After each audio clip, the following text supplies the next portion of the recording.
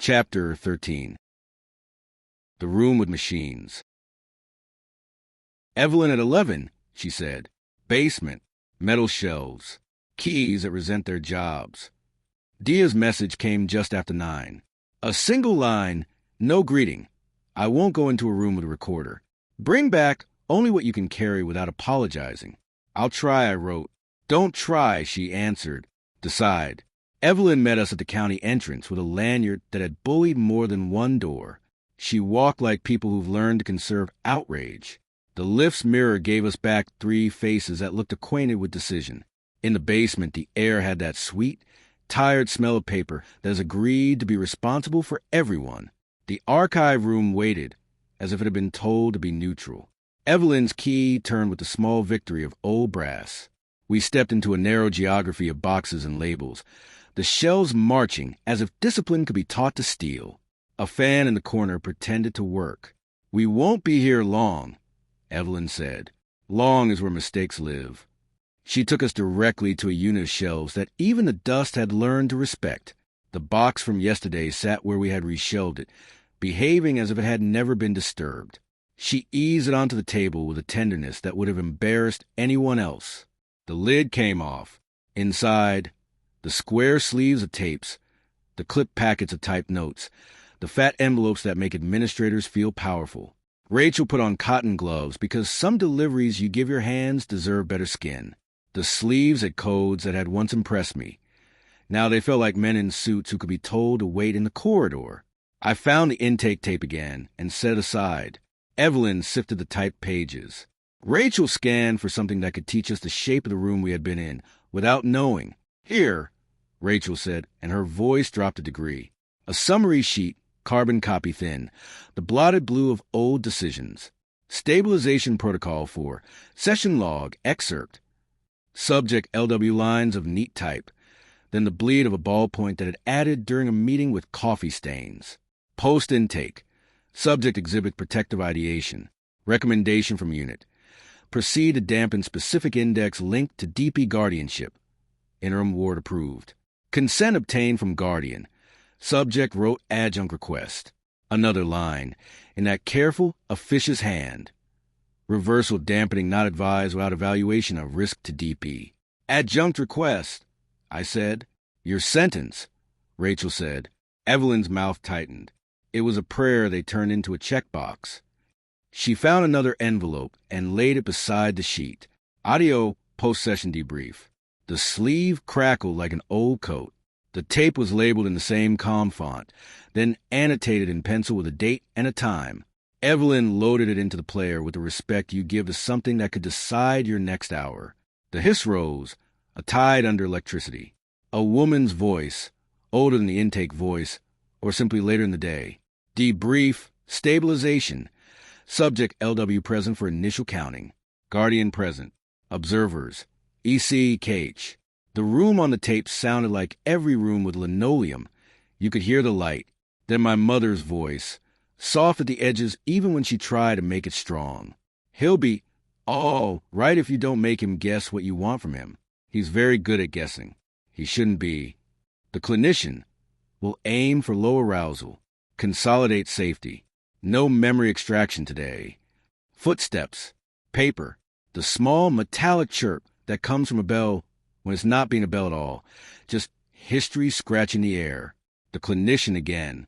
Subject is asked, a pause that had learned to be theatrical, to forget a peer if it keeps her safe. We note content is protective rather than avoidant. My mother, he doesn't forget. He files. He'll pretend for you. He won't let go. The tape made a swallowing sound, as if the machine had taken its own breath. Then Evelyn's voice, younger by a thickness of time, clean around the consonants. We should document that the request came in his words. If reversal is considered later, he will need to ask in his own words again. Silence. A chair negotiating its fate. A pencil resting like a verdict. The tape clicked off. No one in the basement had been prepared for my mother to arrive at the table like that. Rachel kept her eyes on the machine, a concession to dignity. Evelyn took the tape out and put it back in its sleeve as if tucking in a child. That's enough of that, she said, and her voice had stones under it. We worked quietly for a while because rooms like this punish clamor. I found a folder marked correspondence and opened it with the caution of a man who has learned that paper can bite. Memos to and from county. A thank you note from the head teacher that read like a weather report. A letter on hospital letterhead confirming that no invasive procedures were attempted. A carbon of a type reply to a request I didn't yet know. Reversal denied for now given potential for destabilization. Review in 12 months. Rachel found a second tape. Ancillary witness statement, peer. The handwriting beneath the printed code was almost shy. A date 2 days after Mill Day. A line in pencil that someone had meant to erase. Only if she consents. We stood around the machine the way people stand around a patient who may not recover. Evelyn slid the tape in and pressed play. The hiss, the hum, the educated silence of rooms that have learned to keep secrets. A voice, small because children's voices are small when rooms record them, and adults are listening for proof of their own theories. A voice I know now. State your name, a woman said, and try to make it sound like an invitation. Diya Patel, the girl said, as if the room were under a social obligation to know already. Do you know why you're here? Yes, she said. Tell me. Because you like the sound your machine makes when it catches people, she said, not unkindly. And because I can say this faster than you. A pause. Paper deciding whether to make a noise. Say it, the woman managed. He didn't let go, Diya said. That's important. Write that part in your special boxes. Of what? The woman asked, a little more human than she meant to be. Of the bicycle, Diya said with patient scorn. Of me. Of the idea that if he held on hard enough, time would stop behaving like water. He put his hand into the spokes because he thought that was the cleverest way to tell the world to wait.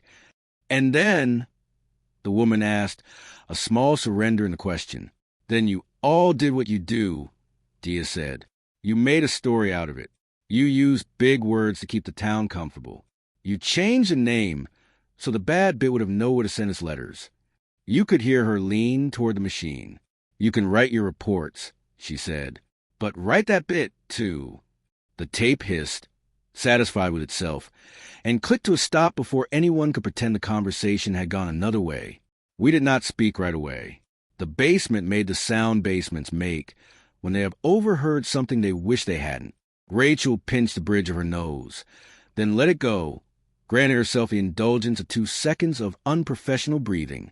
Evelyn put the tape back in its sleeve with an economy that had learned from sorrow. Copies? Rachel asked. No, Evelyn said, and forestalled the argument with a small, tired smile.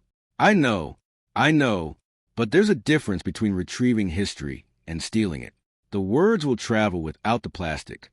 You carry enough. I put the sleeves carefully where they had slept. I returned the typed pages to the envelope that had presented them.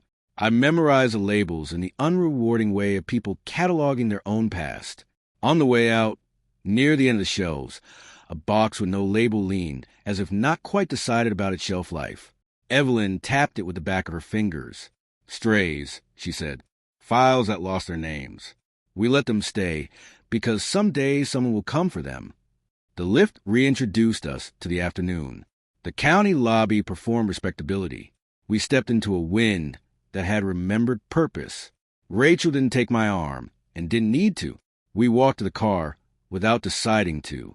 At the door, she stopped and looked at me full in the face. Say it, she said. I didn't let go, I said. No, she said. You didn't. We drove home the long way, because the road closer to the bay seemed to want witnesses today. The house accepted us without comment. I placed nothing on the table for a minute, which felt like progress. Then I took the 4th letter out and set it beside the first 3, as if arranging chairs for a jury. The bell sat in the middle like punctuation rendered into hardware. Diya called for movement. I could hear shoes on stone. Well, she said, you told a room the truth. I said, someone had to.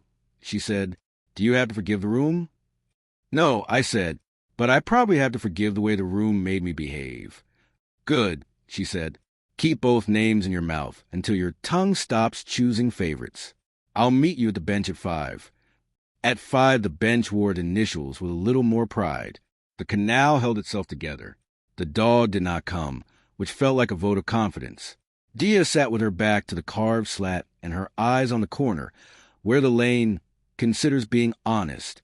You found what you needed, she said. Enough, I said. What's left?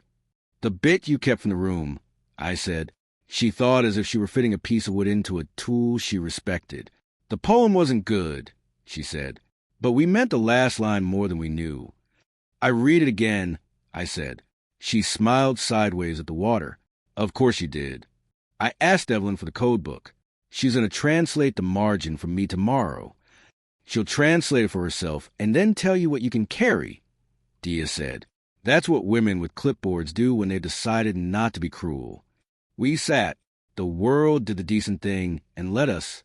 Back at the house, shadows behaved like furniture. I wrote in my notebook, and the ink remained as if it had been given citizenship. I wrote the sentence from the tape, not because I needed to remember it, but because I needed it to look back at me. He didn't let go. Rachel read it without commenting on handwriting or style or the apology my pen always wants to include. She placed the red bell on top of the page the way she had before, and then lifted it again and rang it once, a sound like a clear instruction. Tomorrow, she said. We go to the mill again, I said. We do, she said. And then we go wherever the boy wants to go next. Night arrived without drawing attention to itself. The sea took its large breath and let it out. I said my names in the hallway and didn't listen for the echo because I wanted the echo to learn how to live without me.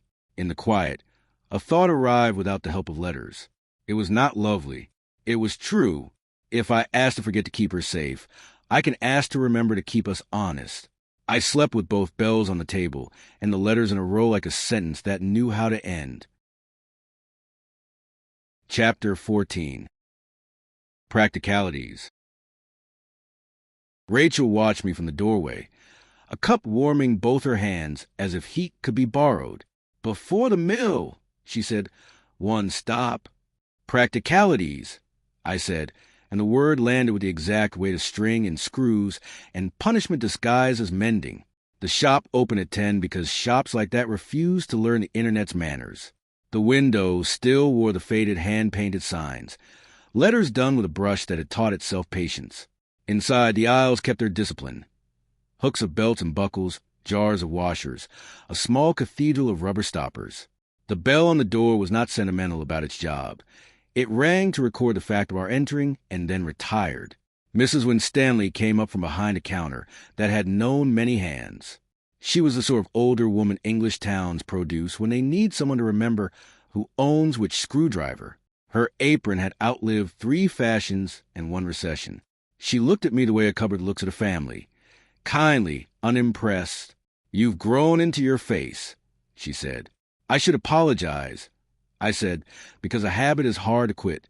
Don't, she said. You'll wear out the word, and then where will you be? Rachel repeated the name as if addressing a cathedral. Mrs. Winstanley. The woman's mouth softened. I always liked your mother, she said to me, businesslike. She kept her bag on her lap, as if the world were full of people who needed coins more than she did. Tell me what you've come to steal. Borrow, I said, a memory that belongs to you. She glanced at the bells in my pocket, without needing to be told they were there. I thought as much. Come on then. She led us through a narrow gap to a back room that smelled of paraffin and old cardboard. On a shelf sat the boxes that make towns possible. Miscellaneous parts rescued from defeated machines. She took one down. Inside lay a tangle of small bells, none of them new, each with its own exhausted history. I keep things, she said simply. Someone has to. I brought out the red bell and the dented one and set them on the table. She did not touch either. The way people don't touch a photograph of the dead until they know who invited it. She looked at the dent, the small puncture near the rim, the ghost of grease where fingers had learned to find a voice. That, she said, nodding at the dented one, came through here, not first, not last, brought by the policeman with the careful hands the week after the children played at the mill. He asked if I could fix what didn't want to be fixed. I told him the throat was cracked and the sound would always be wrong. He said that was what was supposed to be for a while. Bernard, I said. He paid twice, she said. And when I must have looked surprised, she added, once with money he could spare and once with a promise to bring me a dog who had decided to be nobody's. He kept the first promise. As for the second, dogs keep themselves. She reached into a drawer and produced a small receipt book. The paper had the crispness of the old cheap kind. She turned to a page, ran her finger down columns of small hand, and tapped. Bicycle bell, Ari throat, no charge. Under it, in Bernard's block letters, for L&D, he didn't let G.O. My body recognized the sentence before my eyes did. It put a hand on my ribs and reminded them of breath. You wrote it down. I said, I wrote what mattered, she said, because men with boxes always want to see a receipt before they admit you were there. Rachel leaned closer, elbows off the counter, every inch of her performing respect. Did anyone else come asking? Mrs. Winstanley nodded, not pleased to remember. Years later, a man with a smile that wouldn't sit, wanted to buy the old broken one, offered far too much for rubbish. I told him it wasn't rubbish, and it wasn't for sale. He left with his manners folded small enough to fit a pocket. The suit, I said. If that's what you call him, she said. He wanted to own proof. That's usually what men like that want. She went to another shelf and brought down a biscuit tin that might once have been full of Christmas. Inside, a handful of cards and scraps and paper clips that had been out of shape under the pressure of years. She fished out a laminated rectangle and held it up, pairing card, mill day return. The ink had gone to the edges of itself. L&D. The line drew two names together, as if a grown hand could bless children's decisions. You kept this, too, I said. I told the head I'd laminate them so they'd last, she said. Then the year ended, and my good intentions wandered off. They do that, good intentions. I found this behind the kettle after the school closed. It came home with me because the office was tired, and I was not. She placed the card next to the bells. Rachel took a long breath and let it out in a useful way. Do you remember the day? I asked. As more than an errand? Mrs. Winstanley considered. I remember the sound of it. I remember a girl with a braid who spoke to things as if they were already listening. I remember a boy who held tools like someone who wanted to know what they did before using them. I remember thinking that the bell that broke did not break because the world was cruel, but because the world is the kind of place where metal tires, like the rest of us. She chose a small screwdriver from the city of tools and turned the red bell in her hands to check the screw, not because it needed checking, but because the hands that had fixed things for 50 years needed to be allowed to practice. Then she set the bells back and shut the tin and looked at me as though the real work had not been the metal at all. Don't let them make you into paperwork, she said. Paper is for shelves. You are for rooms. I wrote it down, I said, in my notebook that I didn't let go. Good, she said. Write it again when you forget. Remembering is a habit. It lives in the muscles if you ask it to. We paid for a packet of screws we didn't need because commerce soothes towns. At the door, the bell rang its small civic noise and then kept itself to itself again, on the pavement. Rachel looped her arm through mine and didn't comment on the way the bells in my pocket. I didn't comment on the way the town had started to hold itself differently around me, as if a chair had been put back in its proper place. We walked to the mill the way people walk to a place they have learned will tell the truth if they let it. Afternoon had decided on a color and stuck with it. The water kept to its old arithmetic. No sign of the suit. No sign of Bernard. No sign of the dog, which is a kind of blessing. A dog's absence can mean he trusts you to manage. At the stone lip beneath the wheel, I set the red bell inside the circle we found scratched there. I held the dented one in my left hand, because some fidelities don't ask permission. Rachel stood a step back, neither director nor witness, only someone who had decided to be here until the end. I said both my names not as a test, but as an introduction. I said Diya's name because rooms learn manners, too, if you train them gently. The memory did not flood. It turned a tap. I let it. I saw the braid. I saw the car. I felt the metal teeth take my skin like a shop counting stock. The boy in the chair in a room with linoleum spoke numbers like he was paying a toll. Another door opened behind that one, a smaller door that had been painted over. The sound on the other side wasn't a machine. It was paper, the rasp of a form. My mother asking what the boxes meant, and a woman answering with words that tried very hard to be kind. I saw my own hand take the pen. I watched the small, square sentences I used to write when I wanted to prove I could be useful. I saw the line I had written last night. I would like to remember her now. Inhabit the body of the boy who had written the first line and make the 2 pages behave like 1 page. When I opened my eyes, I found that I had put the dented bell down, without meaning to. It sat next to the red one like a small animal that had chosen to rest. Rachel stepped forward. "What changed?" she asked, not in the tone one uses with miracles. "I don't need it to sound wrong anymore," I said. "I know," she said. We left the bells there while we walked the fence, as if moving our bodies around the perimeter could persuade the wheel to recite anything we had missed. At the far corner, a low bush had decided to be immodest and revealed what it had hidden. Under it, wrapped in what had once been wax paper, a small metal tag the size of a dog's license. The number had corroded into illegibility, but the stamped letters remained. "Return to your practicalities if found." Rachel held it up between finger and thumb. "Every story makes a circle if you let it." We took the tag back to the shop, because towns like this punish broken arcs. Mrs. Winstanley looked at it, smiled a little without needing to show teeth, and added it to a tray of other small pieces of metal that had agreed to survive. She did not ask where we had found it. She only said, "Good," as if praise belonged to the retrieving more than to the object. Back home, the house had chosen to believe us. The notebook opened without dramatics. The page where I had written I did not let go now wore a faint dust of graphite below the ink, as if at some younger hour a boy had leaned a pencil there and not yet found the courage to write. I turned the paper over and pressed the heel of my hand against it and felt the impression of letters on the page behind. It wasn't words. It was the pressure pattern you can read when you're willing to admit the body keeps its own log. Rachel boiled water, then didn't make tea, and then did, because muscle memory is louder than thought. We sat at the table without speaking. Silence has stopped being a villain here. It has learned how to do its share of the work. Diya arrived just before the weather remembered it had a coastline. She didn't knock. She came with rain in her hair, and the look people have when they forgive a town for being itself. She saw the bells and the letters and the consent and the poem and the small, ordinary mess of a kitchen that had finally remembered its function and nodded once, as if a meter had turned over to a new number and that, too, were a kind of ceremony. "You went," she said. "We did," I said. "What did it say today?" "That I don't need the broken note to make sense of the story." I said. "Good," she said. "Broken notes are for warning, not living." She took the poem from the table and read the last line, the one the children had meant harder than they knew. "We take turns at being strong," she said. "You're allowed to stop trying to hold both ends."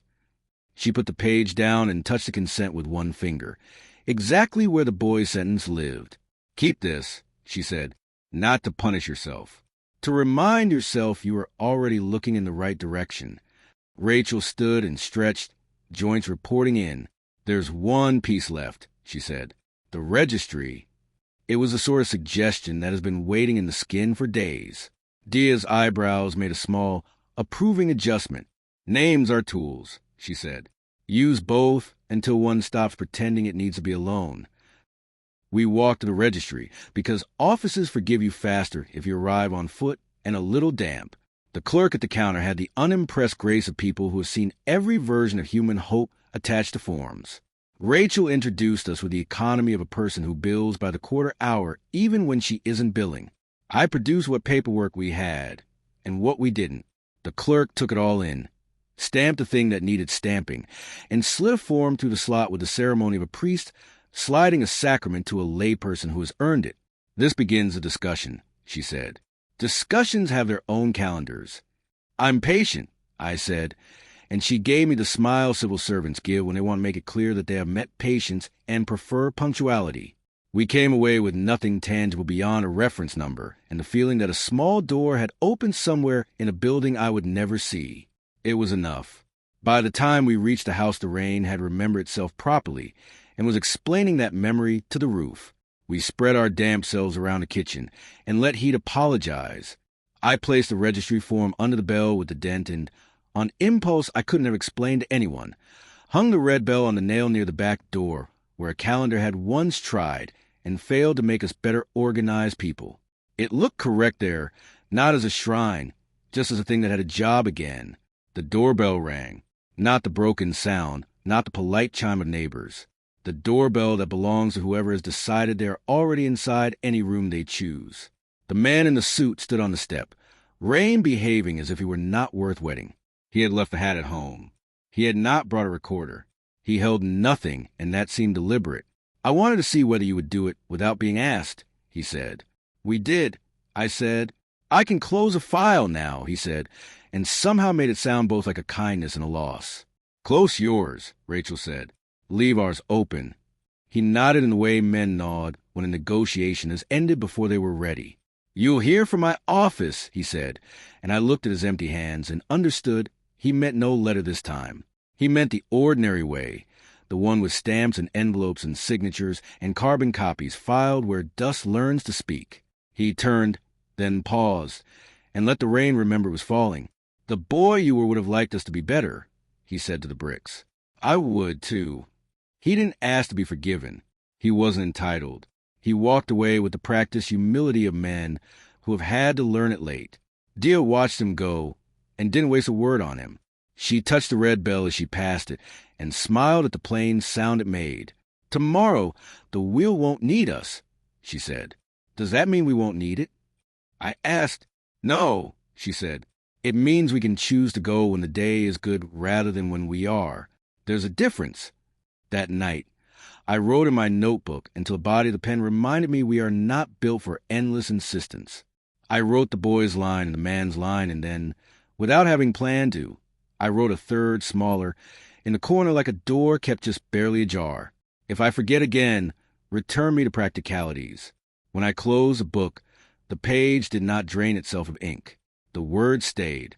I left the notebook open anyway and went to the hallway mirror. I said both names. I said hers. No machine asked me to count. No room demanded proof. Nothing in the house turned to watch me except the part of me that lives in mirrors and has finally decided to be kind. Sometime after midnight, the small, clean sound of bell came from the back door. Not broken, not warning.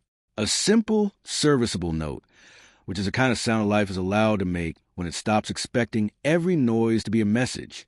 I slept. Chapter 15. Ink. Miss Sanderson called at 9. She never asks if it's a good time. She assumes the day will make room. If you're walking past, she said, which is how women of her generation tell you to come now. Bring a bag you won't mind filling with what other people should have kept. Her house had the economy of a life that has chosen its objects carefully and then forgiven them for aging. She met us with a biscuit tin under one arm and a folder under the other, and a face that had prepared for both good news and the sort that takes the rest of the hour. I've been tidying, she said, putting the tin down like a small animal that prefers flat surfaces, which is to say, remembering in a socially acceptable format. She opened the folder first. On top, a thin Year 4 anthology assembled by the PDA with a stapler that had learned fortitude. The cover had faded to the color of old wallpaper. The title typed on crooked, because the person who typed it was thinking about a child who needed something else. She turned to a page with 2 names, mine in the 4 letters I can now say without breaking, and Diya's, and the poem we had already found in the drawer at the library. The last line was there, the rhythm still clumsy. Beneath it, in the careful teacher hand I could pick out at the bottom of a field from 50 years away, a comment.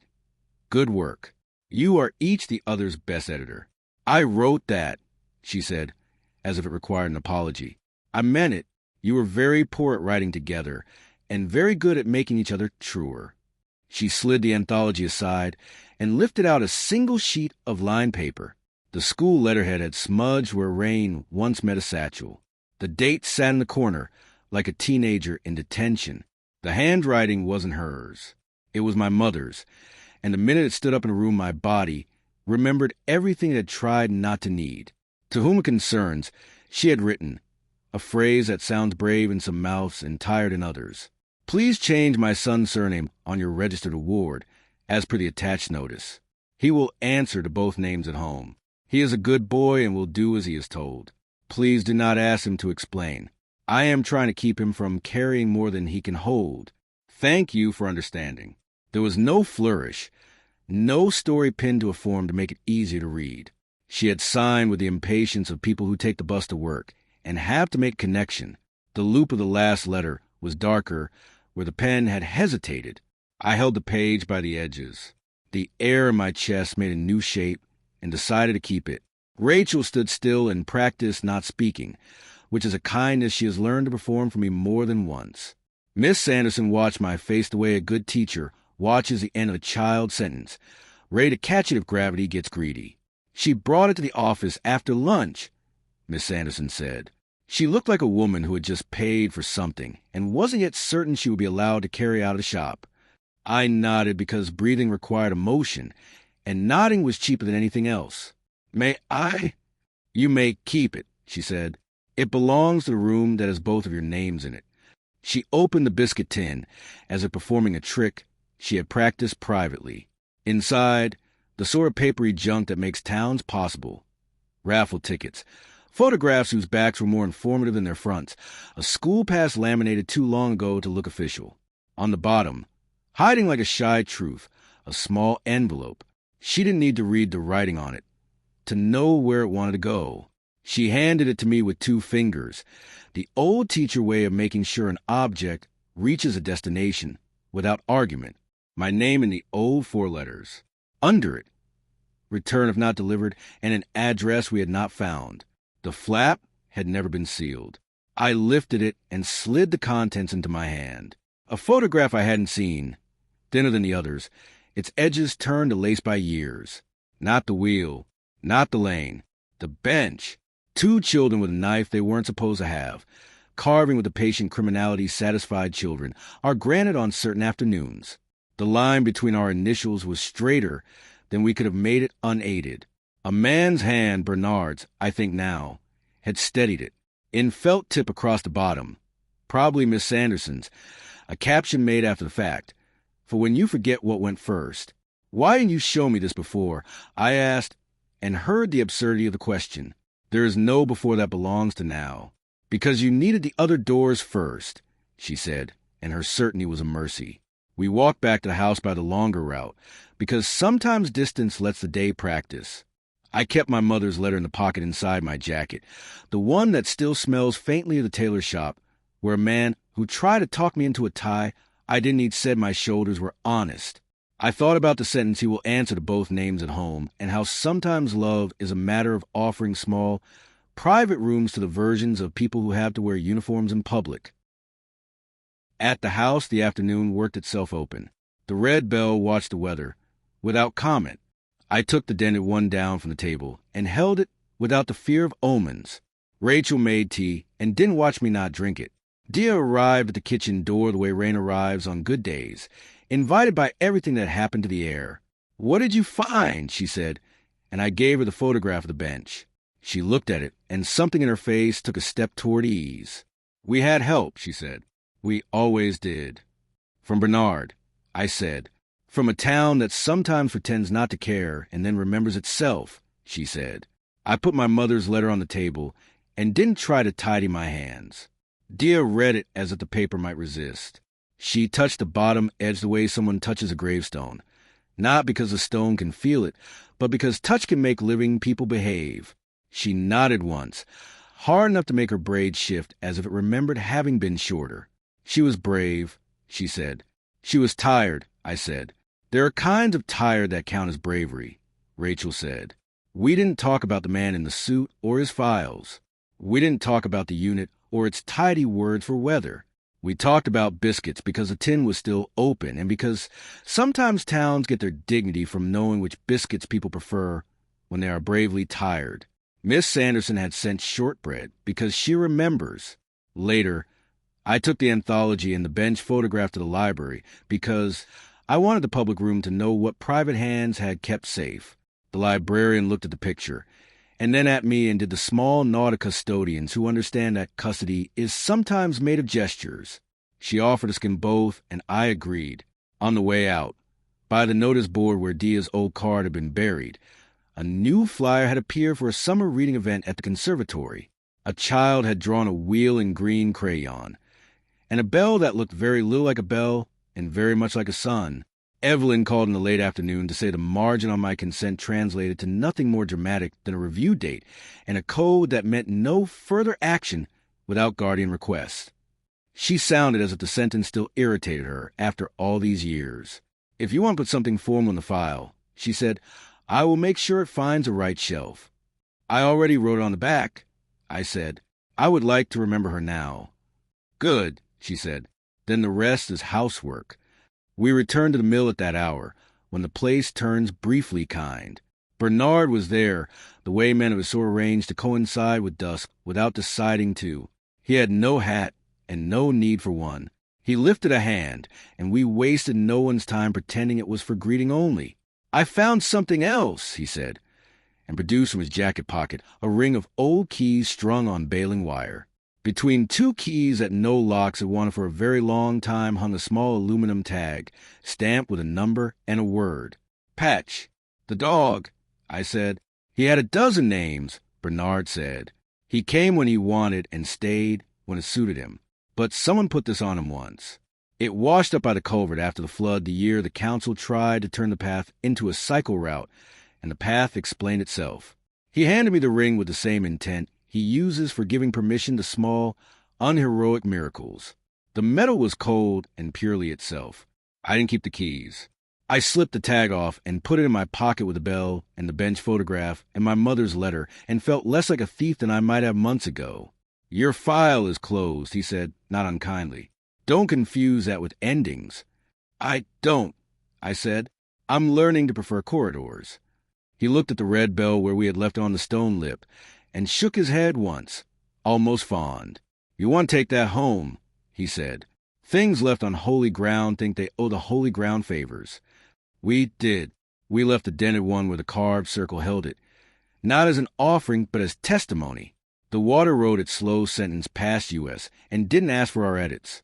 At home, I put Patch's tag in the practicalities tin because some loops deserved to be tied with string, and kept in a drawer that smells of paraffin. I hung the red bell by the back door and did not assign it meaning. I took my mother's letter and slid it under the glass on the dresser, not to display it, only to make it part of the surface we lived on. I wrote in my notebook until my hand told me to rest. No ink ran. No words vanished. The page said what it said and seemed content to have said it. After dark, the house listened and found nothing it needed to repeat to itself. I stood in the hallway and said both my names and then hers, not to test the air, but to thank it. Rachel turned off 2 lights and left one on, because it's a superstition of hers that houses sleep better in company. Diya stood at the back door and rang the red bell once just to see if sound still behaves when we aren't asking it to save us. In the quiet afterward, the ordinary noises came back one by one. The pipe that insists on opinion, the fridge that works too hard, the sea making its long arithmetic behind the rooftops. Somewhere in town a bicycle refused to be symbolic and simply took a child safely home. I slept with the notebook open, not because I feared disappearing sentences, but because all my life I have been practicing leaving doors ajar. Chapter 16. The reply. Rachel made coffee that did not perform, which is to say, perfect. Diya arrived with the sort of quiet you bring when noise has had its turn. We looked at the table, and the table looked back. Mother's letter under glass, the bench photograph drawing from the librarian's scanner, the year 4 anthology, the consent with its code, the 4th letter with its clean, clerical cruelty. "What now?" Diya said, and it wasn't challenge. It was a hand opening. "We've been written to," Rachel said. "We should decide how to write back." The obvious answer was to ignore it all, let the town teach its own lessons, close the drawer, and pretend what has no memory. The obvious answer had never been mine.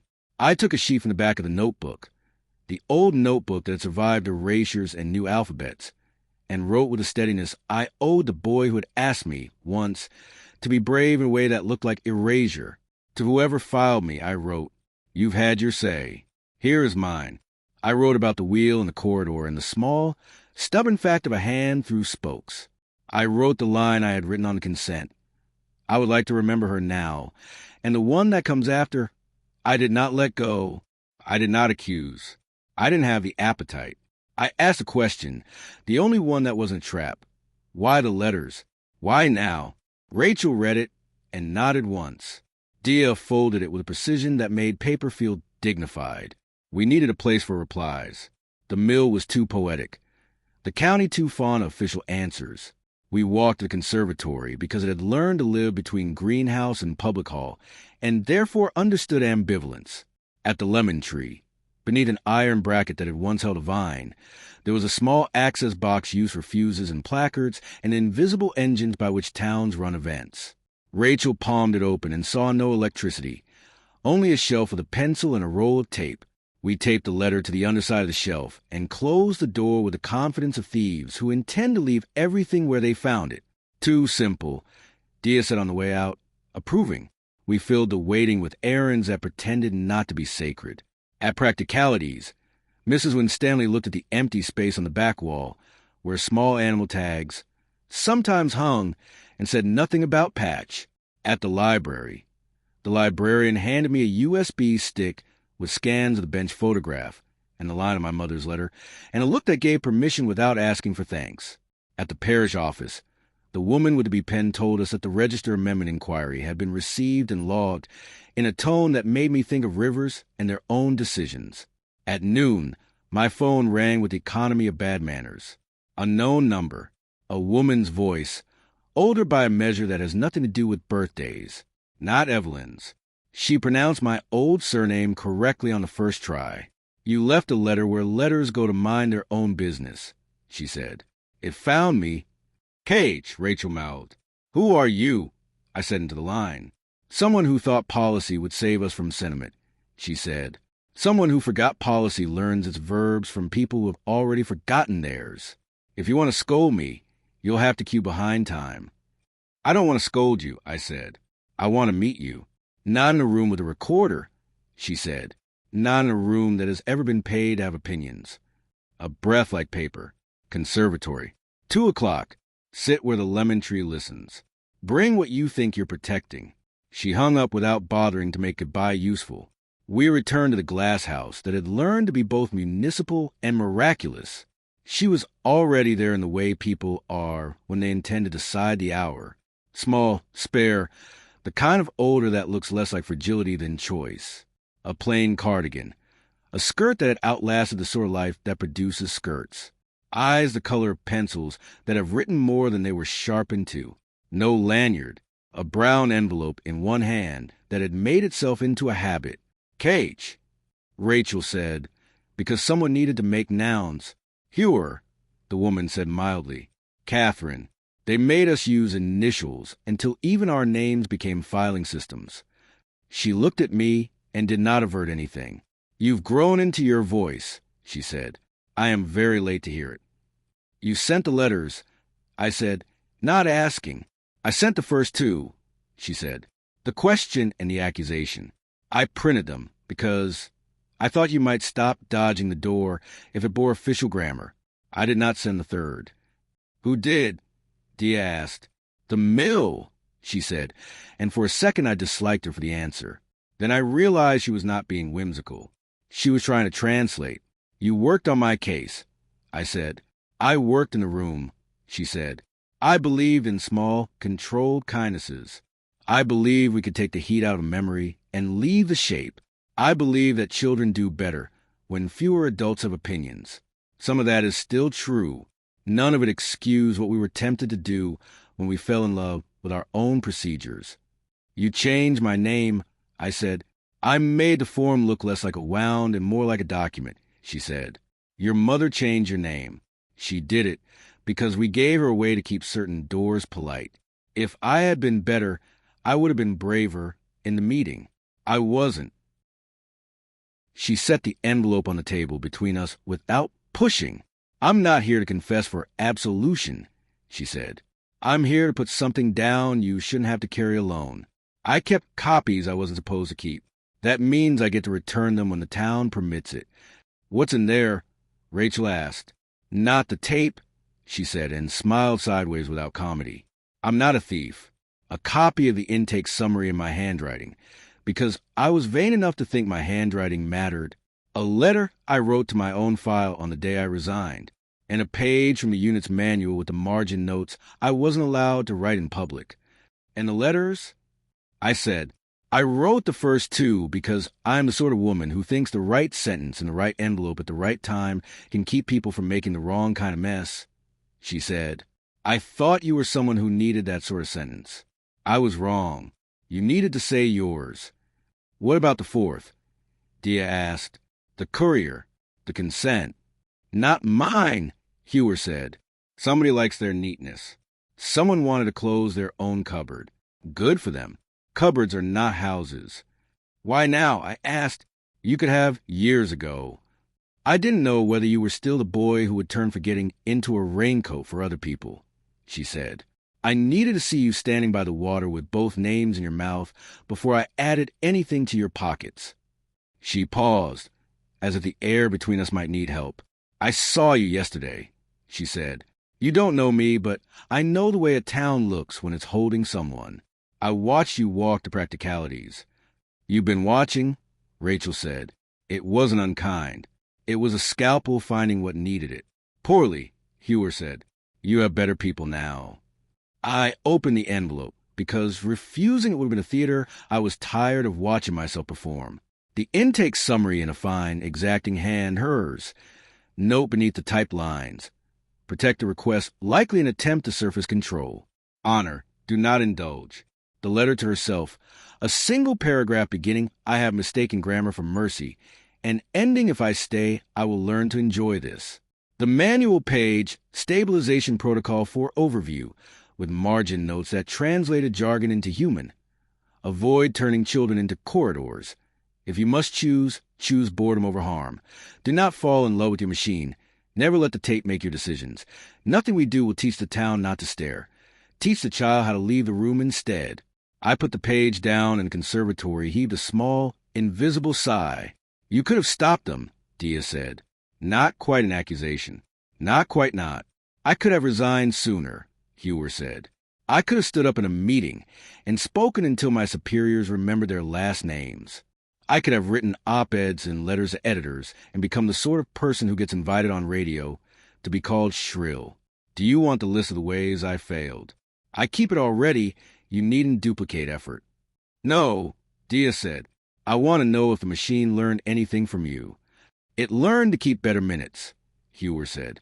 Sometimes that is how history begins to forgive itself. She looked at me. I did one thing right. I told Evelyn that if the boy ever came back with his own sentence, not the one we gave him, she should get out his way. She appears to have complied. Rachel softened by that imperceptible degree that means a verdict has been revised by one clause. She did, she said. Hewer stood, the way people stand when their hour has been used well and can be allowed to end. You don't need more letters, she said to me. Neither do I. Go home. Put the bells where they earn their keep. Write what you meant to write before men with badges taught you how to count backward. She turned to go, then thought better of leaving the last sentence to anyone else. And if you must send anything back to any room that ever filed you, she said, send this. No further action. We watched her leave with the odd relief that arrives when a person you didn't know you were waiting for proves to have carried the exact weight you were ready to take from their hands. Diya touched the envelope with one finger, not as consent, not as forgiveness, only to give the paper the dignity of contact. Do you believe her? Rachel asked. I believe what she didn't say more than what she did, Diya said. That's often where the truth earns its keep. On the path outside, the afternoon smelled briefly, inexplicably like cut limes. We passed a bench. L+D held its carved patience. The canal worked. The two bells in my pocket made a quiet conversation that did not require translation. At home, the house felt less like a museum and more like a place where the day could take its shoes off. I put Hewer's pages under glass beside my mother's letter. The proximity improved both documents. The red bell stayed where Rachel had hung it, not because we had decided it meant anything, but because it drew the eye at the level of the hand and invited touch. I went to the drawer and found, out of habit, nothing missing. We ate. A sandwich with exactly the right number of characterless virtues. Tea that did not need adjectives. I wrote in my notebook, without checking whether ink would behave. The words obeyed, not because I had earned it this time, but because I had stopped asking them to make announcements. As we were washing up, the doorbell rang. Ordinary chime, nothing grand. I opened the door on a boy of 10, wearing a jacket too thin for weather, and a look you learn early when you grow up in a town that believes fences teach better than fields. Got told to give you this, he said, and handed me a small roll of paper bound with string. Old man by the harbor. Said you'd pay me in biscuits, not money, and that was all right. Bernard, Rachel said. She went for the tin Miss Sanderson had sent. The boy took 2 pieces of shortbread and ate one on the step with the conviction of apostles. He left with his dignity intact and his pockets employed. The paper was a photocopy that had been photocopied until letters surrendered. It was a form I now recognized without reading the header, notice of amendment. Only this one had been stamped with a red word at the bottom that the others had not. Rescinded. Beneath it, a date. Today's. A clerk's initials. A reference number that matched the one the parish had given me and the belady had nodded at. I looked at it until the page became only black and white again, not a tide. Rachel leaned her shoulder against mine as if aligning a picture on a wall. Diya picked up the red bell from its nail and rang it once just to hear how it sounded when the room answered without supervision. Evening took the edges off objects. The wheel at the mill turned somewhere in time the way certain truths repeat themselves without asking permission. I took the dented bell from my pocket and weighed it. It no longer wanted to be a sign. I put it gently into the practicalities tin on top of Patch's tag, because not everything needs to be within arm's reach to be within reach. We sat at the table while the house performed its minor noises, and for once none of them sounded like alarms. I wrote a last small thing before the light changed. It wasn't a letter, and it wasn't a request. It was the sort of sentence you can only write when you stop worrying about who will read it. If anyone asks, tell them I kept both names until they learned to keep each other. Rachel read it and didn't correct my comma. Diya read it and smiled without needing to tell any of us what the smile was for. Outside, a bicycle passed the lane quietly, a small light on the back like a mercy. Far off, the sea resolved itself into its usual mathematics. We slept with the red bell, where a person might reach it by mistake and discover usefulness. The wheel, if it turned in my dreams, did so without asking me to supply it with meaning. In the morning, we would go to the bench and sit where initials had learned to stand in for sentences. We would go to the registry to learn whether rescinded means what it says to mouths as well as to files. We would pass the conservatory and leave nothing inside its fuse box because for once the day didn't need to pretend it was an envelope. Chapter 17. Particular. Registry first, Rachel said. Before anyone decides the day was theoretical, the clerk behind the glass had the expression of someone who finds dignity in correct staples. She read the number off my photocopy, typed the number into a machine that trusts only itself, and waited for the machine to think. It's in, she said. Amendment rescinded. The interim order is recorded as concluded effective the date on your notice. Historical entries remain as they must. Your record will show both names, with a notation that the latter was administrative and the former is particular. Particular? I said. She tapped her keyboard lightly, a trainer encouraging a larger animal. Means, used by the person to refer to the person, not a category, not a convenience. She slid a new form through the gap. You can request a certified extract with a notation. It proves what the file believes is true about you. Does it change anything else? Rachel asked. It changes what the world is obliged to call him when the world is being formal. The clerk said, the rest is neighbors. The printer produced a page with all the enthusiasm it could muster. She stamped it twice and initialed in a corner that had been hungry for ink.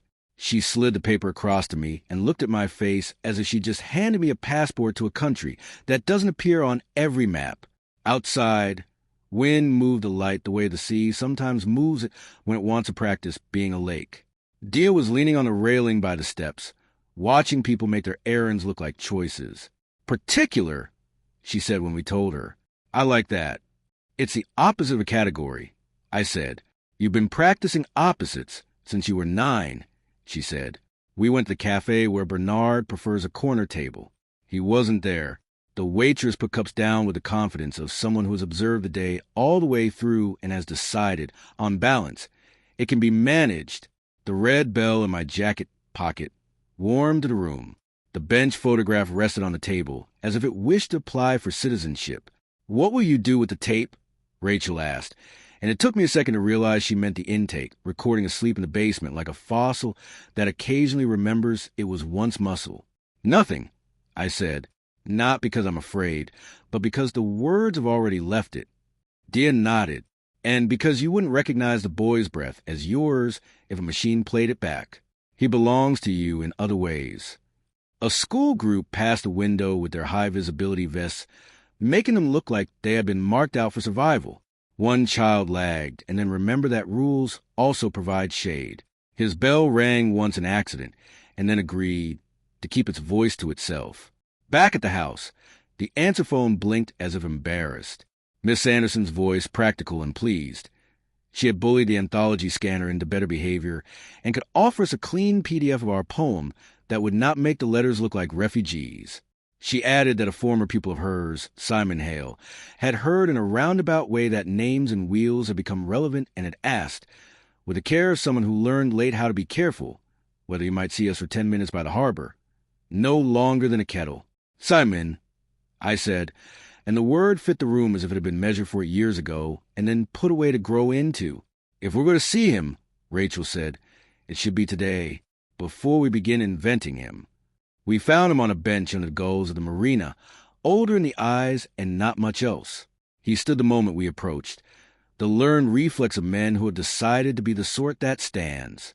He had the kind of handshake that apologizes for past versions of itself. I've carried a weather report about that day for a stupid long time. He said when we Saturday, it's not a story. It's just what the air did. Tell me the weather, I said. It decided to be fine, and then got self-conscious and clouded, he said. That was before the mill, and after the head said the word pears, as if we'd invented the idea. I walked behind you for 5 minutes because I wanted to hear if your chain sounded different after Briggs had talked at it. It didn't. That seemed important. He looked at Diya. You gave me a piece of your sandwich and told me to stop trying to make myself taller by walking on walls. You'll be tall when you're tall, you said. I remember that very well because it turned out to be true and completely useless. He fished in his pocket and brought out a small, waxy paper packet, the kind chemists use for spare screws or pills count out of larger jars. Inside, a bright circle of something red. The original badge from your bell, he said, fell off the week before the mill. I picked it up because that is the kind of thieving I did as a child. It's just a red dot with a nick in it. I kept meaning to give it back, and then it became one of those objects that know too much about you. When I heard you were making a collection of the town's bad habits, I thought this belonged. I held the red dot and felt nothing mystical happen to my blood. Relief can also be ordinary. Did you see the fall? Rachel asked. I saw the moment before the fall, he said, which is often more use. The car was wrong for the lane. The dog was right for it. He was alert. He barked as if announcing that a test had begun. You were doing that thing you do where your body makes a decision, and your face promises never to admit the body made a decision. You put your hand into the spokes because in that instant it was genuinely the cleverest available physics. And then time did what it does. What did I do? I asked, because sometimes hearing it from the mouth of someone who is not you is medicine. You didn't let go, he said. I would have. I say that without shame. You didn't. I have spent a long time wondering whether I should have. The wondering has proved less useful than I imagined. Thank you, I said, and I meant it in more than one direction. He stood as he had sat, carefully. I'm not part of the story, he said. I just wanted to remove one piece of fiction from your pocket. Also, I owe Diya a sandwich, and this is the best I can do now that we are all medical about bread." We watched him join the slow choreography of the harbor. The gulls descended on a packet of chips with their usual votes for urgency. Diya touched the red with one finger and pronounced it unmagical, which improved it. In the afternoon, the conservatory air felt like hell breath. The fuse box shelf held our reply letter, as if that had always been one of its functions. No new envelope had appeared. Catherine Hewer had returned the only things worth returning. It was enough that the space existed. Sometimes a town needs to know where contraband mercy is kept. At the mill, the dented bell remained where we had left it, which meant the place had accepted its role as testimony. The carved circle looked less like vandalism and more like grammar. We stood without the reverence that makes one nervous. The water made it slow arithmetic, and there was no one dirtying it with reflections. "Say it one more time," Rachel said, and I didn't have to ask what. I didn't let go. I said, the sentence did not arrive like a hero. It arrived like a habit properly learned. On the lane, a child we didn't know rang a bell that was neither broken nor symbolic. He laughed because the note did the reasonable thing of answering. His mother told him to stop alarming the ducks. The ducks declined to be judged. We went home with practical plans as if the day had prescribed them.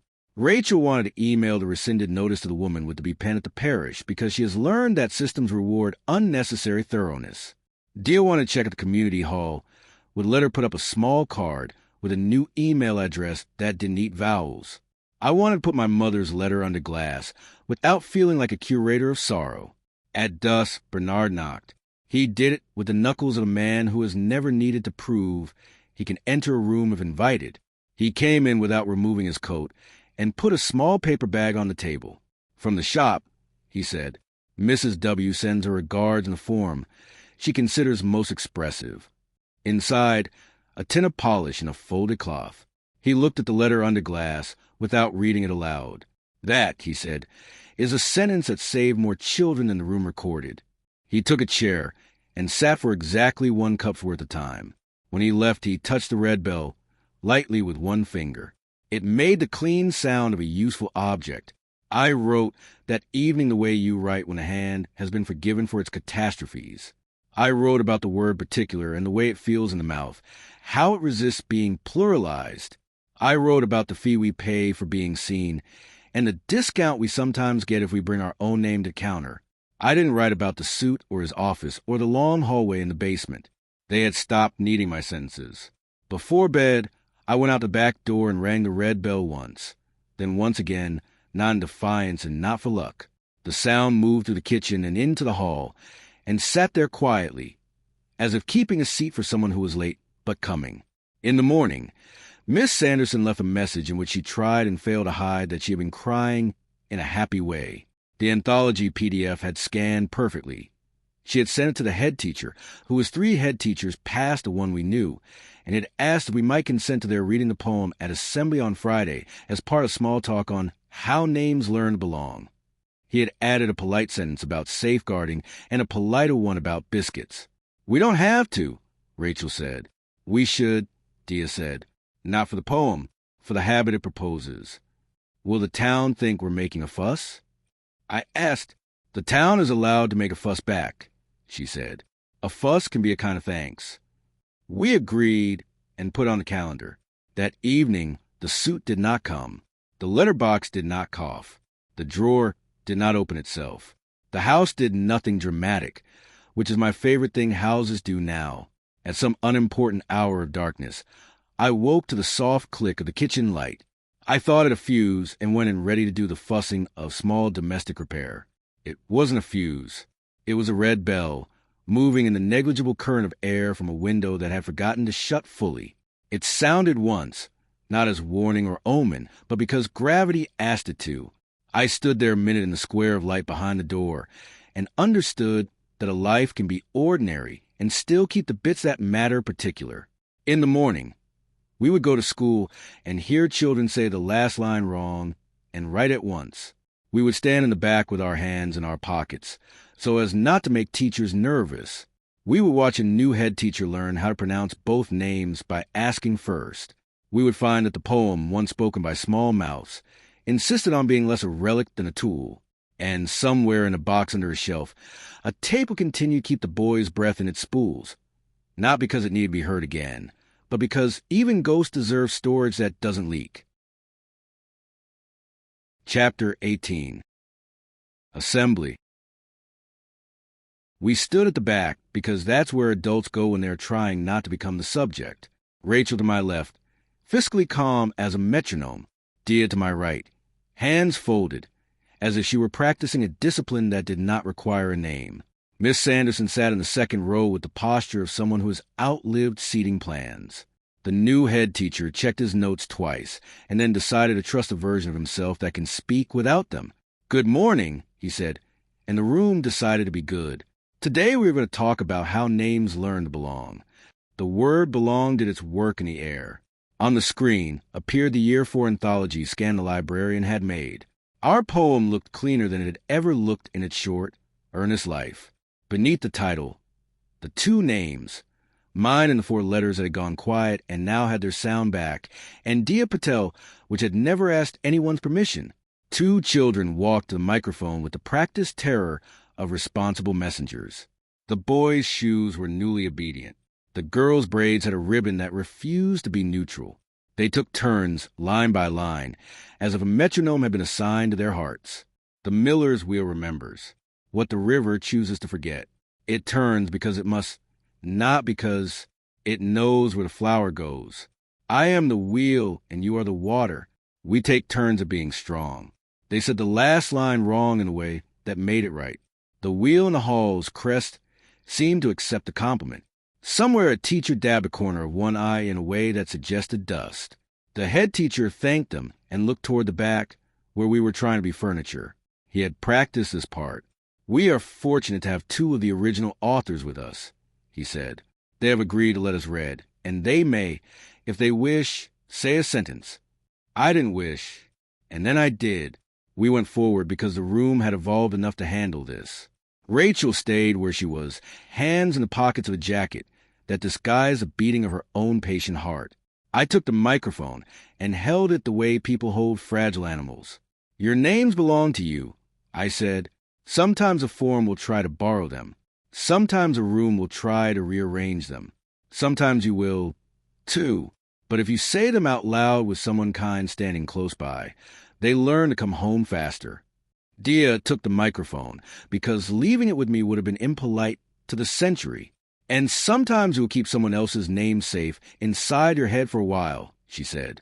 "That's fine. Just make sure, when the time is right, you give it back." Miss Sanderson stood in the second row because sitting no longer suited her. She wasn't going to speak. Then she did. "When these two wrote the poem," she said, "they argued about where the break should go. That is how you make anything worth keeping. You argue and you keep each other honest. Polite laughter, the kind that knows is in church." The head teacher announced biscuits and a staggered route to avoid stampede. Children clapped the way children clap when the future looks briefly organized. After, in the staff room with its pile of mugs from jurisdiction's long merge, the head laid a folder on the table as if it were a newborn. Inside, the certified extract from the registry, freshly stamped, a copy for the school's records with a notation particular beside my old name. "We will file at once," he said, "and then we will leave it alone." Outside, the playground performed its noon arithmetic. We stood by the fence where adults are meant to look like they could climb if necessary. The suit was not there. I didn't expect him, and he delivered on that. Rachel leaned her shoulder against mine. "How's your breath?" she said. "Employed," I said. Diya was watching a child ring a bell and not apologize. "We've made a habit," she said. "It will outlast us if the town is greedy, and even if it isn't." We walked to the library because the librarian had asked for a signature on her scanning permission form, the kind of decency that keeps towns legal. She handed me a slim envelope with my name in her careful hand. "A print for your wall," she said. Inside, a crisp copy of the poem as it had appeared on the screen. Margin clear, title unashamed. I signed her form, and she signed my memory without asking. At Practicalities, the Red Bell's twin hung in a row of small metal lives. Mrs. Winstanley inspected our faces and pretended to find us adequate. "You'll be wanting polish," she said, and pushed another tin across the counter. "Now for the bell. For your table. It's going to have to hold history now." We ate at the cafe by the harbor because hunger had decided to belong to the body again. Bernard came in halfway through a sandwich and nodded to the corner table, the way men do when a day needs to register their presence without writing it down. He brought no envelopes and no apologies. He took his coffee without sugar. Before he left, he tapped the window lightly with a knuckle. It was nothing. It was a blessing. By late afternoon, the conservatory had found shade. On the fuse box shelf where we had left our reply, a new paper waited. Not an envelope, a sheet, folded once. We opened it because we were the sort of people who check. No further action, in a handwriting that had learned to be ordinary. Under it, small, almost embarrassed. Kate. Diya smiled like a person who approves of homework, completed on time. "Good," she said. "Now we can stop pretending this is going to be a chase." Back home, the house had learned to be a house again. The Red Bell hung by the back door and behaved like hardware. My mother's letter under the glass looked less like a relic and more like a sentence that had found its final punctuation. I wrote in my notebook about how the hall smelled and how the children said the last line wrong right, and the ink decided to stay in place without bargaining. Evening took its proper seat. Rachel poured tea that performed the very small miracle of being hotter than logic. Diya stood at the back step and rang the Red Bell once just to check that physics still responded to respect. "Tomorrow," she asked. "Tomorrow," I said, "we go once more to the wheel. Then we go to the bench. Then we go to dinner like humans." "Look at us," Rachel said. "Ambitious." Night came without announcing itself. I left the notebook open, and the page did not dissolve. The house made the ordinary noises of houses, and none of them asked to be interpreted. When I slept, I did not count backwards. Chapter 19. The Night We Stopped Counting. At the lip of stone, the dented bell waited inside the carved circle. It had acquired a patina that wasn't there yesterday because time is arrogant like that. I put 2 fingers on its rim and felt nothing supernatural, which was a relief both holy and profane. "We leave it," Rachel said. "We leave it," I agreed. The wheel kept its counsel. A dog's bark came from somewhere that did not require us. I took the Red Bell from my pocket and rang it once, answering our own attendance. It was a small, clean sound, the kind rooms like. We sat at the bench with the initials and watched a bicyclist rehearse adulthood on a road that forgave him. Diya ran a thumb over the carved line between L and D and did not ask who had steadied our child hands that day. We knew. Beside the carving, the small circle and the child's bell, scratched with the patience of younger hours, held their ground. Water allowed itself to look like glass for a second and then remembered its job. "I used to think closure was a door," I said. "Now it feels like a window that opens the right amount. Doors are for rooms that need guarding," Diya said. "Windows are for rooms that have learned trust." Rachel kicked a pebble toward the canal, and it stopped just short, practicing restraint. "Do we tell the suit where to put his files?" she asked, smiling. "He already knows," I said. "The word is away." We walked home by streets that did not need to be made metaphorical. On the way, we passed the parish office. The woman with the B pen waved her pen like it were a wand that only misbehaved on weekdays. Inside, a single sheet waited with the calm of stamped things. Particular name, the 4 letters. Administrative name, Ward Historical. Status, rescinded. She clapped the page straight as if applauding into place. "Neighbors will still call you what they learned first," she warned kindly. "Correct them if you like, or let the heir do it for you." "The heir can be an excellent administrator," Rachel said. At home, I took Patch's tag from the Practicalities tin and put it on the dresser next to my mother's letter. The 2 bits of metal and paper looked like they disagreed, and then decided not to. I thought about taking the tag back to the lane and hanging it on nothing in particular. I thought about keeping it in my pocket until it learned my heat. I put it back in the tin because string and paraffin, and the smell of a shop can be a kind of sanctuary. People came by without appointments. Miss Sanderson was shortbread and a verdict that no one contested. The librarian with a plastic sleeve for the certified extract and instructions on how not to ruin it. Bernard, late in the day, with a folded page torn from a notebook. The bench photograph redrawn by his unsteady hand. The initials corrected with care that made the paper also a kind of faith. "Keep the picture," he said. "The bench will look after itself." He stood at the back door and touched the red bell with his knuckle. "That's a good sound," he said. "Serviceable. Makes a person want to get on with their errands." After he left, we ate. Ordinary food practiced on an ordinary stove. The room did not ask us to be heroic. When the washing up was done, the house found a temperature that made chairs honest. I wrote a letter with no address and no stamp and left it on the table. To the boy in the chair, it began. "You did the right thing. You mistook forgetting for shelter. It was a good mistake. We forgive you without conditions. We kept both names until they learned to keep each other. When you are ready, come out of the drawer. There is bread. There are people. There is the bell, and it is not an omen." Diya read it and returned it to the table, as if returning a bowl to a shelf. Rachel took the red bell down and set it next to the letter and stood with her hand on my back long enough for the body to learn again that pressure is a language. Dusk arrived the way dusk should, confident in its routine. We took the red bell and walked to the bench one last time, because repetition is how you teach muscle, and we have muscles for memory now.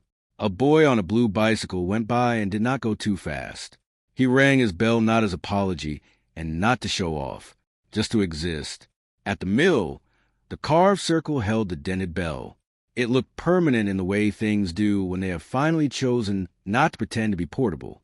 Wind came through the trees and made a sentence out of leaves.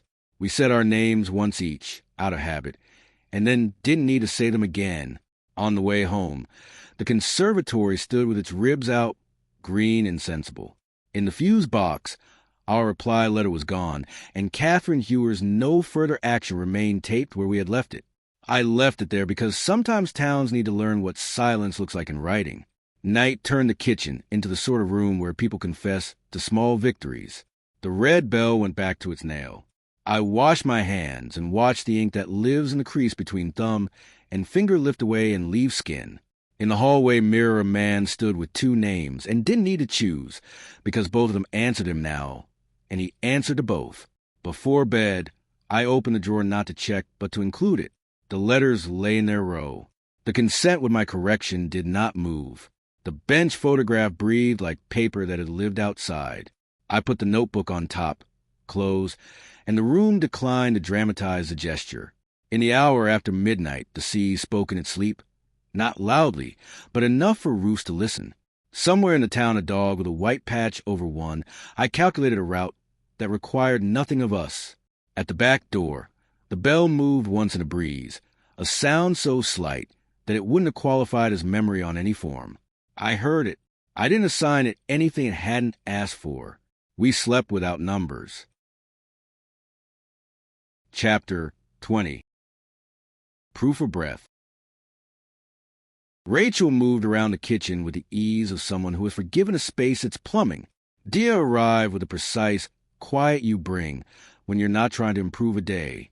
We decided without voting that we would go out and see if the town looked different now, that it knew what to call me when being formal. It didn't. That was the gift. At the pier, the wind had filed itself under seasonal. The boards that had learned to warp under the old weather felt almost polite. This was where the third letter had once decided to pretend it had more to say. I took my phone, made a photograph of nothing in particular. The rust line, the long gray water, Rachel's shoulder half in frame, and checked the metadata out of habit. It said today and meant it. I wrote my names in the notebook and closed it. The ink stayed. The air gave me back what I'd put into it. Good, Diya said, not because devices had behaved, but because I had. We walked to practicalities, on no errand at all. Mrs. Winstanley raised one eyebrow in greeting, as if approving a recipe that did not belong to her. She handed me a small paper bag, without explaining why. Inside, a bracket for a bell, cleaned of grease and old paint. For your wall, she said. Not because it's sacred. Because it's useful to have something exactly where your hand expects it. On the path home, a blue bicycle went past us with its bell untempted by metaphor. At the bench, the initials kept being initials. If the dog had passed recently, he had left no more proof than air. We ate at the cafe by the harbor with the appetite of people whose nerves no longer demand attacks. Bernard came in, and we lifted our cups because in this town you learn to toast without words, as if heat itself could convey the sentiment. He did the small tap on the window again on his way out. It is what he does instead of signing cards. By late afternoon, the color had decided to take its time leaving the day. We went to the mill without ritual. The water rehearsed its single argument. On the stone lip, the dented bell sat inside the carved circle, as if obeying a law we'd made up together. Rachel placed one finger on it, then lifted her hand and wiped the moisture on her jeans. Not because she feared omens, only because metal keeps its own weather. We leave it, she said. We leave it, I agreed. We didn't speak for a while. The wheel didn't either. Somewhere a car declined to use a lane and went the long way round. A bird made an unambitious note and was satisfied with the acoustics. When we turned to go, I looked back once without asking for anything. Night found us at the kitchen table with bread and the dignity of small butter. I wrote a letter that didn't need a stamp. Dear Mum, it began, I'm particular again, officially. Thank you for paying a price I didn't understand. I will spend the rest of it wisely. I put it under the glass beside hers. It looked less like an altar than a promise to use the surface as a surface. Sleep came without numbers. At some point the wind remembered how to do its old noises. The house practiced not telling stories about itself. When I woke just before first light, the room had the thin gray taste of the world when it forgives itself for a minute. I made tea I didn't drink and wrote one line in the notebook with the soft pencil I keep for ideas that don't want ink yet. No further action. It looked different in my hand than it had in Hewer's, and that difference felt earned. We went down to the mill early, because repetition is how bodies learn not to flinch. The lane was seamed with damp, nettles practicing their boundaries. At the stone lip, the carved circle remained.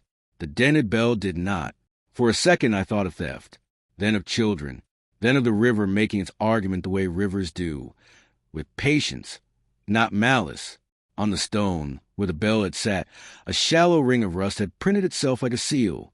Beside it, in the silt, a paw mark that might have been a dog's or the friendly lie of water. Diya crouched and touched the ring of rust with one finger, then tapped the stone once, as if paying respects to a thing that had retired with dignity. The river chooses, she said. It always has, I said. Rachel looked at the circle and then at me. Do we replace it? No, I said. Let something else learn to sit there. We stood a while with that emptiness, the way you stand with friends when the conversation doesn't need saving. The wheel gave a single noncommittal creak, which is all any wheel owes us. When we left, I didn't look back, not as a test, but because leaving without ceremony is a skill we had earned. On the bench, the initials looked almost new in the low light. Someone had chalked a small heart near them and then, apparently reconsidering the aesthetics, smudged it out with a palm. It left a pale echo, which is as close as permanence comes to honesty. Back home, the red bell waited at its nail. I lifted it, rang it once, and set it back. The sound took the news to the hallway and didn't demand to be interpreted.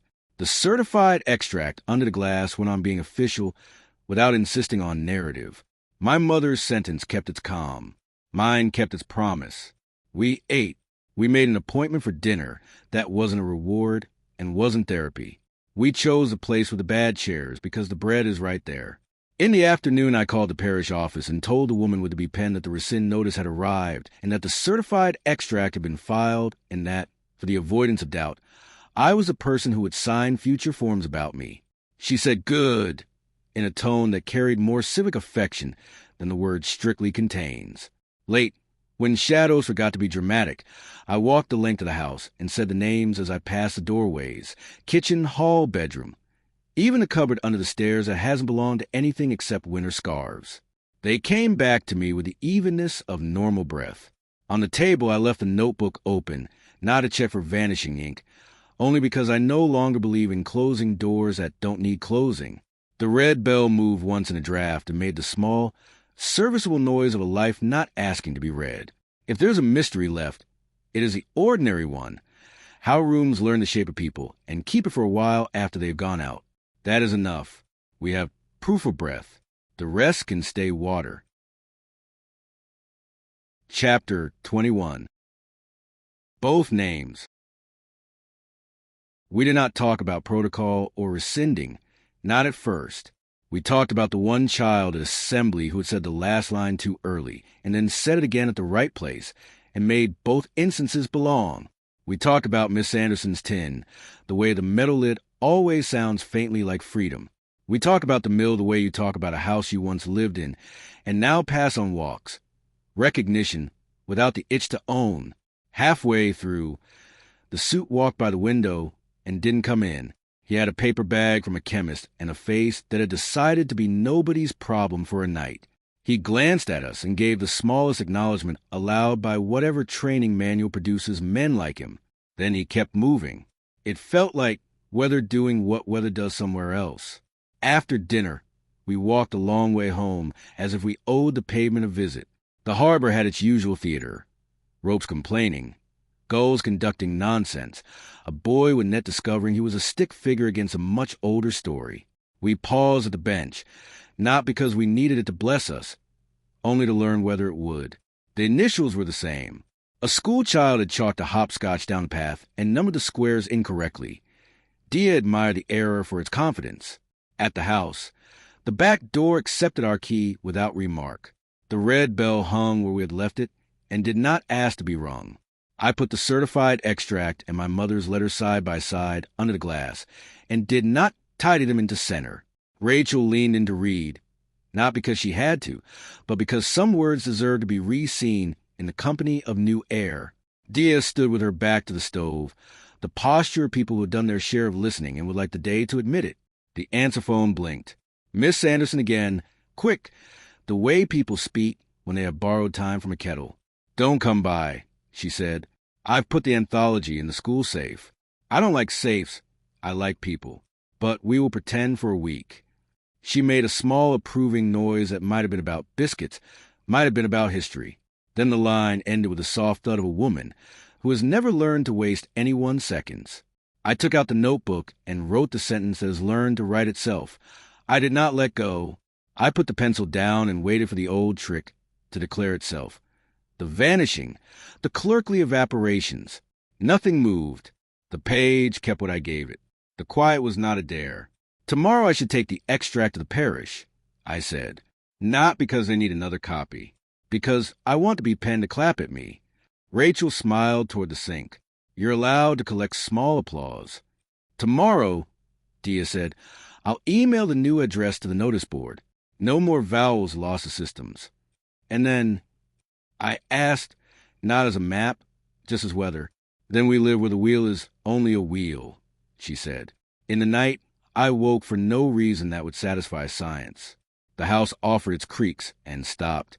At the back door the bell lifted. Thought about it, settled.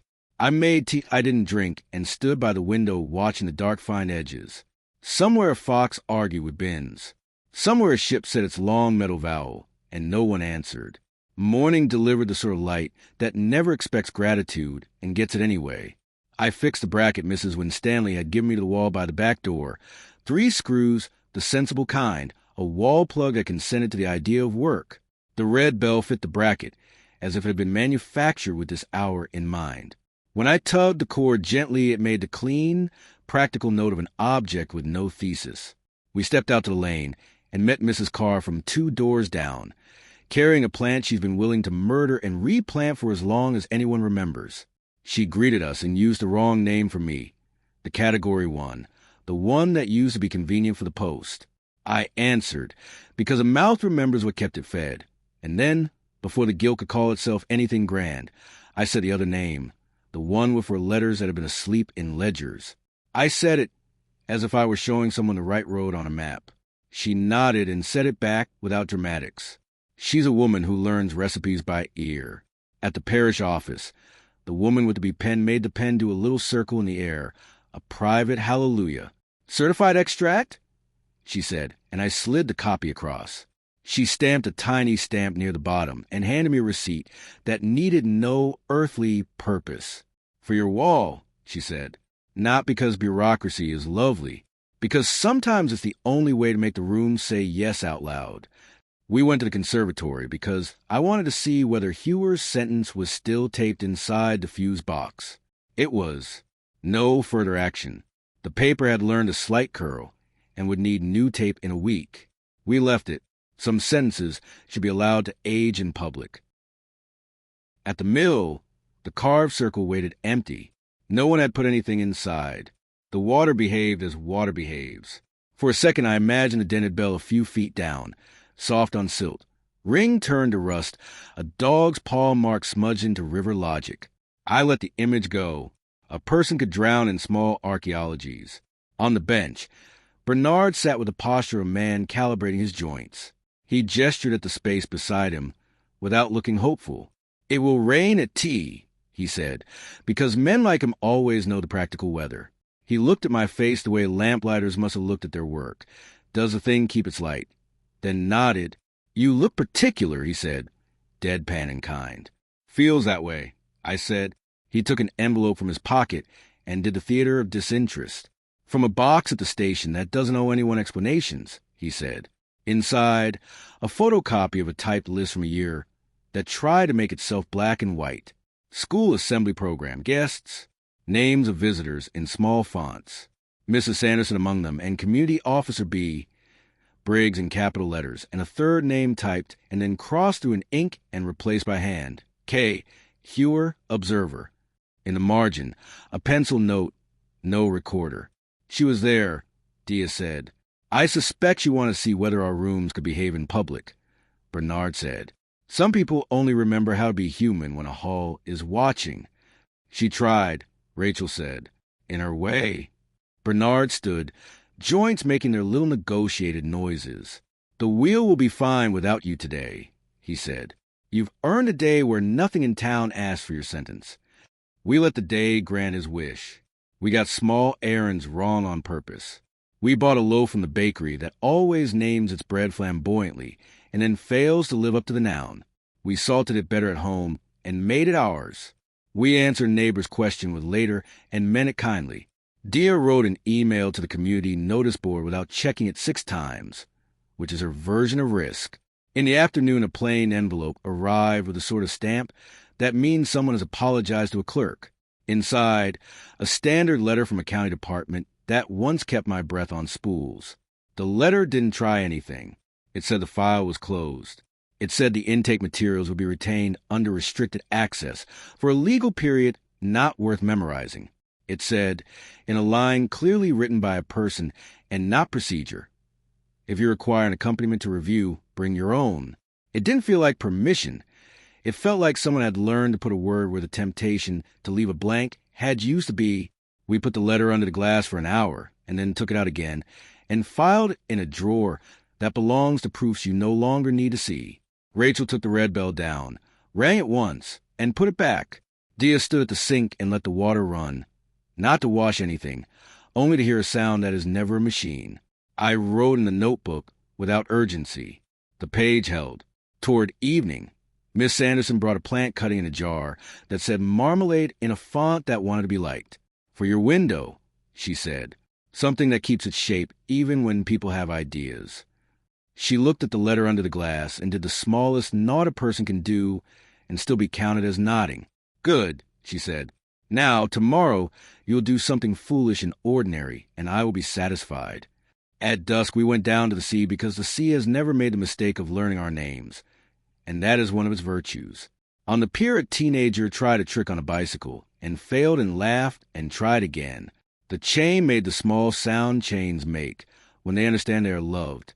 A dog with a white patch over one I trotted past us without ceremony, tail performing punctuation for a sentence only he could read. He chose not to stop. I respected the decision. On the walk back, Rachel took my hand like someone walking on level ground. Diya walked ahead, the way people do when they are clearing a path of invisible debris. In the hallway, I said both names to the mirror, and both came back not as a test, but as a greeting. I took my mother's letter out from under glass and read her line again, the one that has turned out to be a kind of blueprint. He will answer to both names of home.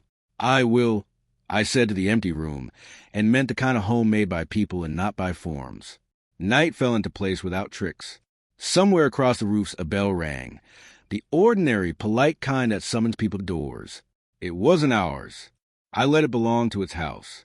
We closed nothing that didn't need closing. We left the notebook open and the pen beside it, as if a future sentence might choose to arrive while we weren't looking. The red bell kept its post and didn't ask to be a symbol. Before sleep, I found the small red badge Simon had carried in his pocket for too many years and placed it in the practicalities tin beside Patch's tag, metal and paraffin and folded string. Some reliquaries deserve an ordinary smell. I slid the drawer shut, and the house took the sound and filed it under harmless. Then I slept with both names, and neither of them argued. Chapter 22. Imprint. We had no business with the town except the kind it invents. Mrs. Carr knocked to return a book she hadn't borrowed. The librarian rang to say the anthology PDF had already been requested by 3 parents who were raising readers on purpose. Bernard sent a text that consisted of the word weather and a question mark, and then, 10 minutes later, another that said tea and did not bother with punctuation. We chose the wheel anyway. The lane had turned to a polite stream. Nettles rehearsed their one note. The carved circle on the stone lip held nothing and looked right doing it. In the place where the dented bell had been, a ring of rust had deepened. A mandala of the river would eventually erase on its own schedule. Leave it, Rachel asked, more invitation than question. Leave it, I said, but let's take it home first. Diya pulled a sheet of paper from her bag and set it over the circle, palm smoothing until the wet made a seal. She took a stub of pencil from behind her ear and rubbed lightly. The ring rose through the paper, a careful ghost made visible by friction and patience. She lifted the page. A crisp brown halo, nothing dramatic, everything exact. For the wall, she said, a memory that doesn't try to speak louder than the room. We stood in the rain longer than sensible people do, because none of us was in a rush to improve the day. A dog barked somewhere upriver, and then went about his business. A car declined to use a lane, perhaps remembering a different afternoon. A gull arranged itself into geometry, and then abandoned the project. On the bench were the initials. The chalk echo of the smudged heart had opened into a pale oval under rain. A schoolchild had tried to correct the hopscotch numbers and given up at 7, which feels like a parable for adulthood. Bernard found us there and did his weather report with 2 fingers. Drizzle now, clearer after tea. He refused the offer of a coat with the dignity of a man who has negotiated with weather longer than the rest of us have been allowed days. We made a rubbing, Diya said, showing him the paper. Good, he said. An imprint that could be filed by a house instead of a room. Back home, we taped the circle beside the poem and the bench photograph and my mother's letter. Under glass, the red of the seal looked almost deliberate. The wall had begun to behave like a quiet gallery put up by a family that never meant to run a gallery and won't charge admission except in kindness. Rachel rang the bell once, soft enough that only the kitchen and my ribs heard it. Afternoon offered us the common grace of errands that finish at the right pace. At practicalities, Mrs. Winstanley produced a clip frame from a geography of useful rectangles below the counter and refused to be paid the proper price. You'll bring me a photograph of the wall when it's full, she said, and I'll decide I had something to do with it. At the parish office, the woman with the B pen waved from behind a fortress of forms and mouthed good as if blessing were a municipal service. The conservatory had taped fresh signs to its doors about a plant sale that would fail to cover anyone's salary. The fuse box still held no further action, its corners lifting gently like a page turning itself. By evening the rain had learned to complicate itself. We ate at home, the kind of meal that makes friends of plates. Diya took the rubbing off the wall and put it back again, an experiment in whether the angle of light changes a story's manners. Rachel sat on the floor with her back against the dresser, both knees up, the way she does when she wants her body to understand that safety is currently the plan. I wrote in my notebook in a hand that no longer looked like it was applying for permission. The answer phone blinked once. A voice from county, not the suit, a secretary with human range. They had logged my correction to consent form, archived it with a rescind, and recorded that future access, if ever, would be accompanied. She pronounced accompanied like a word that has been made to work overtime for decades and is still game. Bring our own, Rachel said. Imagine that. Imagine we don't. I said. We did not go to the basement. We did not rehear the tape. We did not need to perform closure for a room that had learned to write memos about our breath. We washed dishes. We put the rubbing in its frame and hung it beside the back door beneath the red bell, so that leaving the house required, in passing, a lesson about how objects remember without pretending to be oracles. Later, Diya pulled a slim packet from her bag and set it on the table. The old pairing card laminated so long ago it had turned the exact yellow of certain kinds of truth. On the back, someone's hand, maybe Miss Sanderson's, maybe mine a decade later, had written in pencil that didn't like erasing, "Bring bells." She turned the card over and pressed it flat. "We did," she said. "We do," I said. We walked to the pier in the last hour of light, because the sea had been generous with the town, and it felt rude not to acknowledge it. On the way, a boy on a red bicycle traced a clumsy figure eight and discovered, to his surprise, that the second loop was better than the first. He rang his bell not from fear, not from triumph, just to let sound know it was invited. The horizon wore its iron calmly. Gull cries fell into their usual categories. Far out, a ship said a vowel, and another ship answered in consonants, making a word none of us was qualified to pronounce. We stood there and practiced not manufacturing meaning. The trick is not to starve metaphors, let them graze in her field, but to keep them out of the kitchen. On the way back, an unremarkable envelope waited by the door, brown, official, addressed to me by my particular name with the peculiar spelling it has when people have learned it with care. Inside, a thin certificate from the registrar that did not ask for a motion. Amendment rescinded. Particular name recognized. There was a box for comments left empty. I imagined writing the boy's line there and didn't. Some sentences live better on paper that isn't expecting them. We put the certificate in a glass for a week and then decided it could live in a drawer, because paper should learn not to be vain. Before bed, I opened that drawer deliberately. It did not open itself. The letters lay as they lay. The consent with my sentence on the back had accepted its new job as a thing that will not be needed unless we need it. The bench photograph had learned the scent of the house. The notebook on top had an elastic band. I did not use it. In the night, a corner of wind found the red bell. It made one small sound and then, as if pleased by the standard it had met, made none.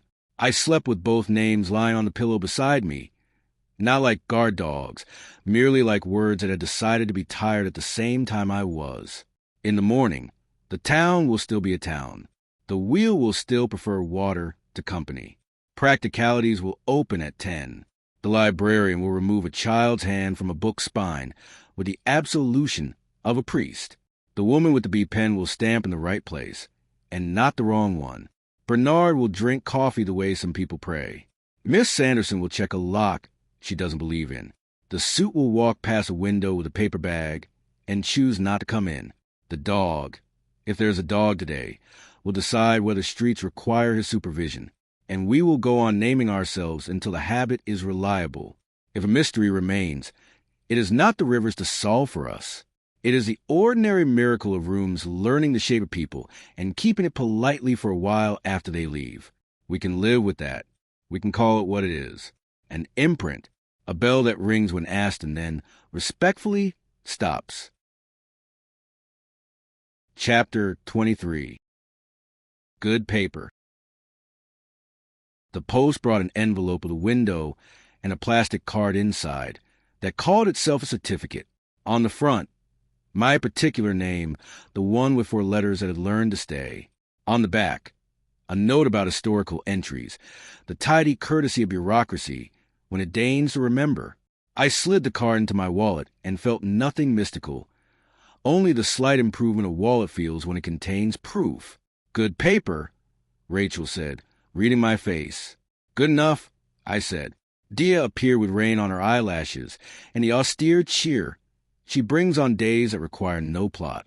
School asked if they can keep the poem on the corridor wall for a term, she said. I told them walls need honest mistakes, which is what children's rhythms are. We took the long route to the parish office because the town had earned our unhurried feet. At the counter, the woman with the pen stamped a tiny stamp on a tiny line of a tiny receipt and said there, the way midwives say there, when the hard part has technically ended. She slid a spare copy of the extract across to me, laminated badly, the way kindness often is. For your wallet, she said. One day a person will say, prove it, when they shouldn't. It is satisfying to keep the conversation short. We walked out into a weather that was practicing improvement, at practicalities. Mrs. Winstanley produced from beneath the counter a shallow wooden frame made by someone whose hand respected wood, without needing to be worshipped for it.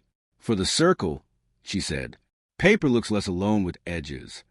On the lane by the mill a boy on a scooter misread gravel and went small and horizontal, the kind of fall the body uses to teach itself angles. He made the sound children make when deciding whether to cry. His mother reached him first. I reached too, and then checked compulsion 1 second before it turned to theft. The boy stood, blinked, decided he was embarrassed rather than injured, and gave the ground a glare that promised reform. He scooted on. His mother mouthed thanks at no one in particular. The wheel made a noise that meant the weather had got into it again. We left it to its arithmetic.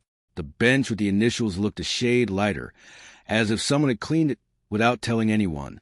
Bernard sat with a paper bag beside him. He handed me a sandwich and did not say he had remembered what I like on days that asked for starch. The station sent an email, he said. It has learned that some files are happier asleep. They sent one to us. I said, they used the right name.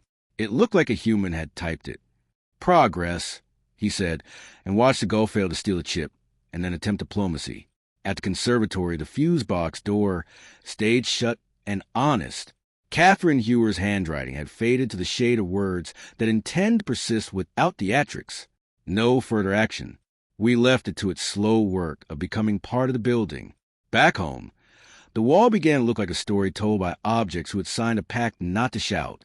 The bench photograph, the poem, the rubbing, the card from the registrar tucked in the frame's corner like a ticket saved on purpose.